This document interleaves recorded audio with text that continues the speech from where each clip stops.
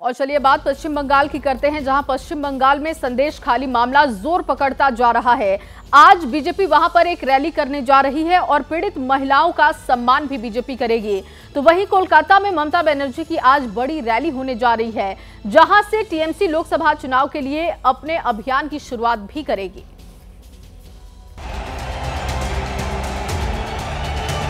जय श्री राम।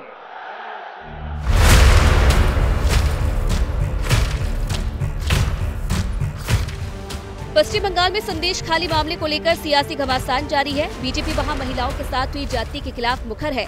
पीएम से लेकर राज्य के नेता और कार्यकर्ता लगातार ममता सरकार पर हमलावर है। बीजेपी पश्चिम बंगाल के संदेश खाली हिंसा का मुद्दा हाथ से जाने नहीं देना चाहती है।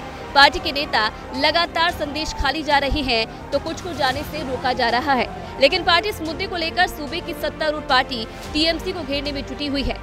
आज बीजेपी संदेश खाली में रैली करने जा रही है, जिसमें यहां की पीड़ित महिलाओं को सम्मानित भी किया जाएगा।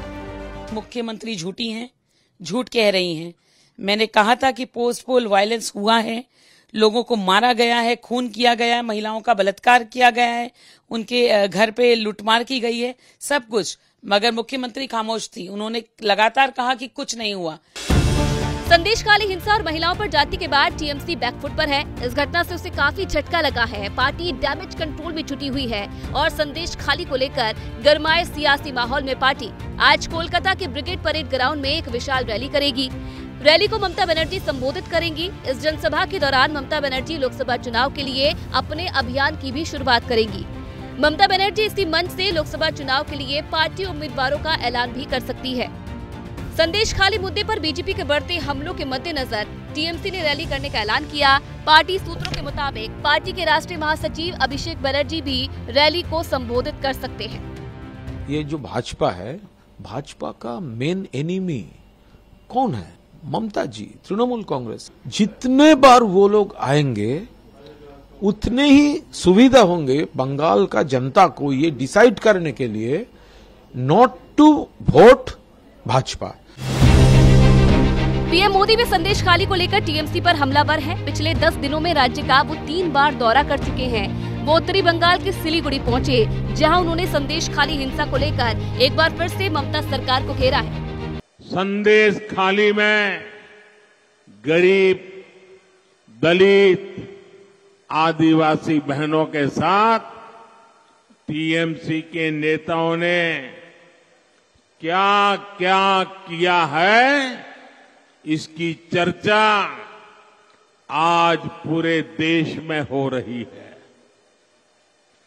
महिलाओं पर अत्याचार और गरीब की कमाई को लूटना, यही टीएमसी के तोलाबाजों का काम रहा है।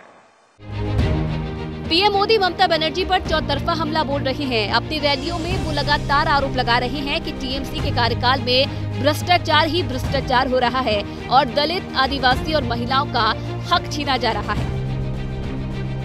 यहाँ बंगाल में तो भ्रष्ट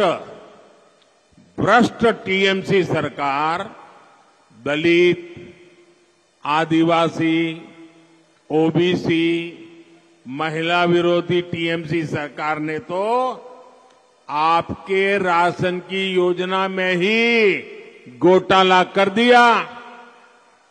इनके नेता, इनके मंत्री राशन घोटाले के मामले में जेल में है।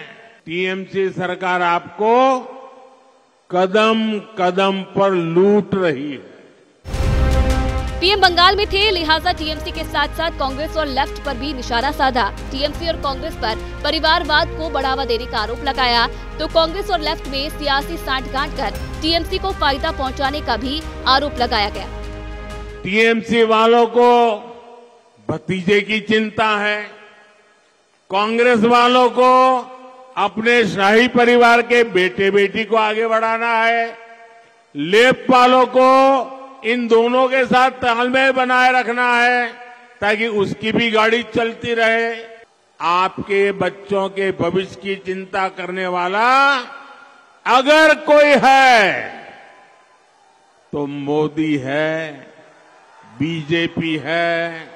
बंगाल का जन जन कह रहा है, देश का जन जन कह रहा है, हर परिवार कह रहा है, मैं हूं मोदी का परिवार। पश्चिम बंगाल में सियासी पारा गर्म है। संदेश खाली में हिंदू महिलाओं के साथ जाति का मामला अहम हो गया। बंगाल में इसके विरोध में लगातार सुर बढ़ते जा रहे हैं, लिहाजा बीजेपी ने इसे हर हाल में अपने हाथ से निकलने देना नहीं चाहती है। ममता बनर्जी इस वक्त दोराहे पर है। पहला, संदेश खाली मामले में बैकफुट पर है, तो दूसरा, इंडिया गठबंधन से अलग होकर उन्होंने अकेले चुनाव लड़ने का ऐलान किया, जिसके बाद वहां के चुनावी संग्राम ने नया रुख ले लिया। अब वहां पर त्रिकोणीय मुकाबले की संभावना बढ़ गई, लिहाजा बीजेपी भी इसका दोबारा फायदा उठाना चाहती है। 2019 लोकसभा के आंकड़ों पर गौर करें तो राज्य की 42 सीटों में से टीएमसी को 22 मिली थी, जबकि बीजेपी 18 सीटों पर जीती थी। कांग्रेस को महज 2 सीटें मिली थी, जबकि लेफ्ट का खाता भी नहीं खुल पाया। यानी त्रिकोणीय मुकाबला बीजेपी के लिए फायदेमंद साबित हुआ। उसे हिंदू वोट भी बढ़ चढ़कर मिले, लिहाजा इसे देखते हुए सॉफ्ट हिंदुत्व का दांव भी खेला। ममता सरकार ने 17 अप्रैल को रामनवमी के दिन पूरे राज्य में छुट्टी का ऐलान किया है। ये पहली बार है जब उनकी सरकार ने रामनवमी पर छुट्टी का ऐलान किया है। ममता बनर्जी सरकार के इस फैसले पर बीजेपी ने तंज कसा है। BJP social media incharge Amit Malviya ने ममता सरकार के फैसले को तुष्टीकरण से जोड़ दिया है। कुल मिलाकर पश्चिम बंगाल में चुनावी माहौल रंग लेने लगा है। तारीखों के ऐलान के बाद सियासी बयानबाजी और बढ़ेगी। अब देखना ये है कि इस बार वहाँ की जनता किसे अपना आशीर्वाद देती है।